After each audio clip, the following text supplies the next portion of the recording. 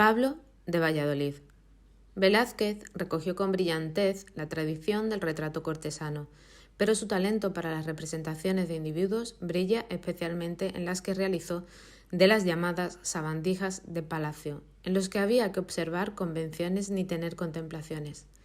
No fue el primero en retratar bufones, pero su mirada es diferente. Al contemplarlos desde ese peculiar ángulo de la corte, salta más a la vista lo ridículo del orgullo, la bajeza de servir es más patética y es más persona quien nada es en este mundo, y por tanto no es un personaje, sino tan solo un ser humano, con toda su dignidad y desamparo.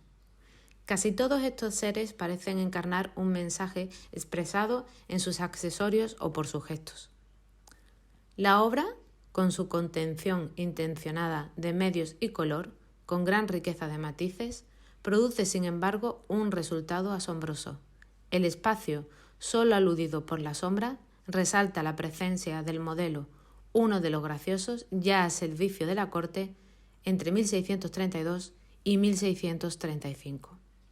Pablo ocupaba un cargo elevado en la corte, aunque en aquel momento estos personajes tenían mala fama y, como Covarrubias escribió, eran llamados truanes, es decir, un falso loco, actor que se hacía pasar por un loco verdadero, de manera que se puede definir a Pablo de Valladolid como una persona inteligente y sagaz.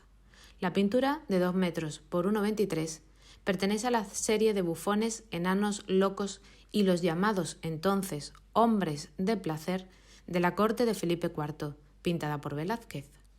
Está datada en la década de los 30 del siglo XVII, es decir, en la segunda etapa madrileña del genio sevillano y después de su primer viaje a Italia. La vestimenta negra pertenece a los funcionarios de palacio. Pablo de Valladolid lleva una capa a modo de toga romana que sujeta con la mano izquierda. La derecha enfatiza su retórico gesto. La golilla aísla el rostro, en la que destaca su mirada, su inmensa mirada. Ella habla por sí misma y parece que su sensibilidad es muy cercana a la nuestra. En el fondo, Velázquez elimina la sensación de perspectiva, aunque tampoco tenemos la impresión de que Pablo flote, sino llama muchísimo la atención la sombra a la izquierda. El fondo es austero, pero cálido y brillante. No vemos división entre suelo y pared. Aquí Velázquez parece conocer en los estudios de óptica tan característicos de la época.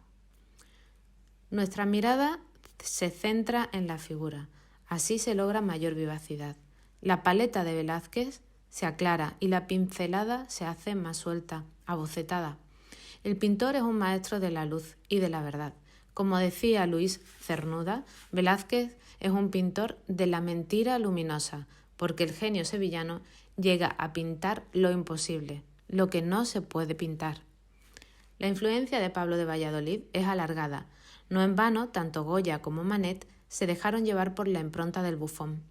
Parece que quizás fue tomado como modelo para una de las pinturas del Maño el retrato de Francisco de Cabarrús. Si nos fijamos en su postura, en el fondo y en algunos detalles de este retrato, es muy fácil recordar a Valladolid. Por su parte, Manet visitó Madrid en 1865, cuando atravesaba una crisis personal y creativa. Estudió en el Museo del Prado a Velázquez, le atrae sobre todo la astucia cromática del sevillano.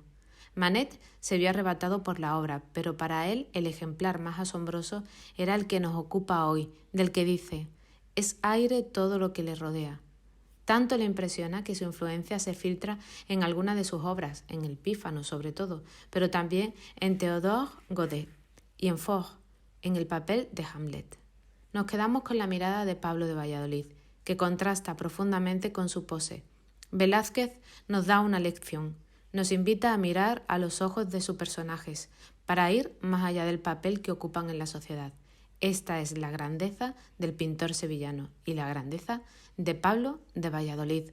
Ernestina González Cauce.